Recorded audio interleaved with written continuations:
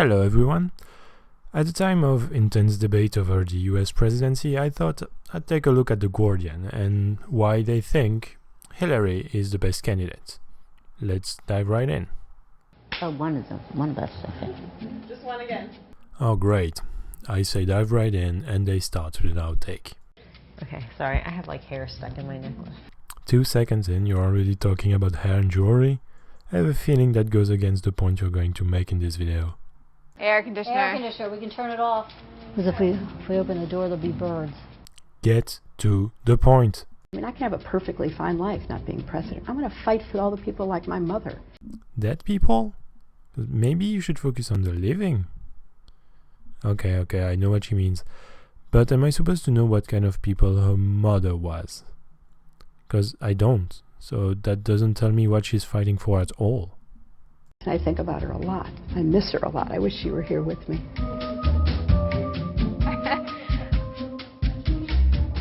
Families of women? You know, most families have men in them too, right? Interesting. In high school, I was a Republican. I was too. I voted for Bush. Playing loose with the word interesting here. And in the end, all that tells me is that you're just as inconsistent as Hillary. I went from independent Registered for a Democrat. registered Democrat, so I could vote for Hillary in the primary. Does she at least a policy you agree with, or is it just because she's a woman? It first came up when there was that whole big, is she going to run, is she going to run, is she going to run? I felt like it was a thing because, well, she's a woman, so is she going to run? Not that she's a qualified person, so that's why she should run. Exactly, it should be about her qualifications. And yet this entire video is about her gender. Does she get along with other women? Does she get along with men? Do men like her? Do women like her? Seems totally irrelevant. Actually, I would think that for a presidential candidate, being liked by people of all gender is extremely relevant. She needs people to vote for her. Does it bother you that because you don't use your husband's name that people think you're too liberal? I thought it essential that I try to keep as much of a distinction between my legal career and my obligations as Bill's wife. Keeping my name was part of that, as well as the professional reputation that I'd already built up. And now she uses her husband's name, so I really don't see the argument here.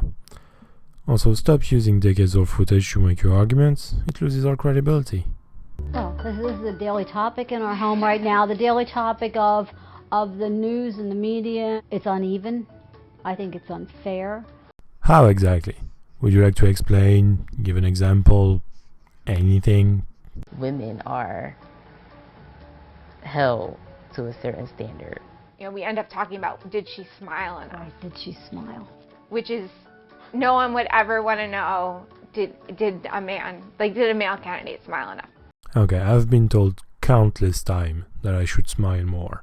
And smiling is just one of the most important tools of communication. Whether you're a man or a woman, it's important, especially for a politician. That's just the way it is, I guess. Are you worried at all about how your husband, will go down in history because of this crisis, because of the allegations? She had a husband who had some indiscretions. Her husband had some indiscretions. Yeah, then again, he may have done a lot worse than that. Mom lived through that. They're saying that Hillary's a pushover, whatever, because she put up with that. And her choice was to stay. She had a lot at stake. Sure, that's a choice. But was that a good choice? Was that the choice that a leader should make? I don't know, and you don't seem to answer that question either. Yet we have a Republican candidate who's been married, what, Three four times? Yeah, that makes no sense. And why is that given a pass? Given a pass? Is it such a terrible thing to be married 3 times? Anyway, in both cases, the problem is that a lot of people care more about the candidate's personal life rather than their policies or their ability to do the job. I do think it's very uneven coverage and she gets scrutinized in a way. There absolutely are double standards for women. You know, I think her being a stay-at-home mom and how that was really great, and then me as a career person, there's nothing wrong with one versus the other. It's kind of who you are and what's best for you. Sure, do whatever you want. What does that have to do with the indiscretions you were talking about? Important in the workforce, but we need some more flexibility. So no equality then? I suppose I could have stayed home and baked cookies and had teas, but what I decided to do was to fulfill my profession, which I entered before my husband was in public life. Hey, I said no old footage. I was not willing to have my children raised by someone else. I mean, I have a bachelor's degree, I have a master's degree. I could have chose to do an awful lot. Well, good for you. You made your choice and apparently got to do exactly what you wanted. You just have to know that you can't have both. Nobody can. Women play such a strong role in society, even in the bringing up of society, because they're the mothers, because they're the caretakers. I swear I've heard old Republicans use that argument to say that women should stay at home. I mean, I don't agree with it, but if your argument can be used against you, it may not be that great. But we can be many facets and still be very contributing. I noticed that women over 50 sort of don't exist. I could do any job you gave me to do. Could you be a plumber, a bodyguard, a Japanese teacher? I mean, don't get me wrong, women can do these jobs. I just doubt she can. It's very encouraging to think, okay, this woman is my same age and she is in charge, knows what she needs to know, and ready to go. As long as she has that anti-seizure medicine ready. Hillary came with baggage. If there were no baggage, there'd be no difficulties. She knows this job. She is the best one in the room. How? You're just making declarative statements. Give me an argument, come on. She may be the most qualified person running for president ever. No.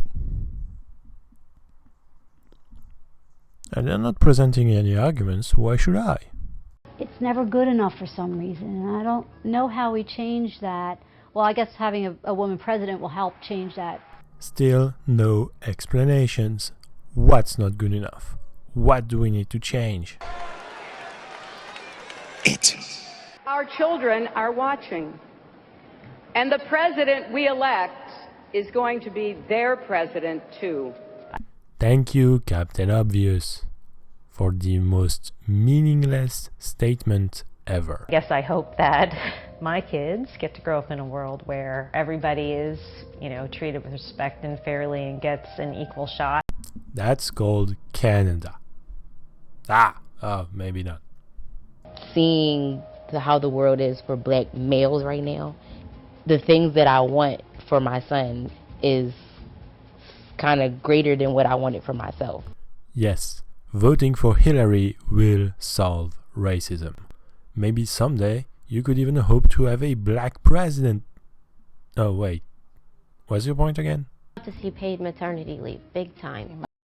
Holy hell, a policy, an actual reason to vote for Hillary, assuming that's on our program.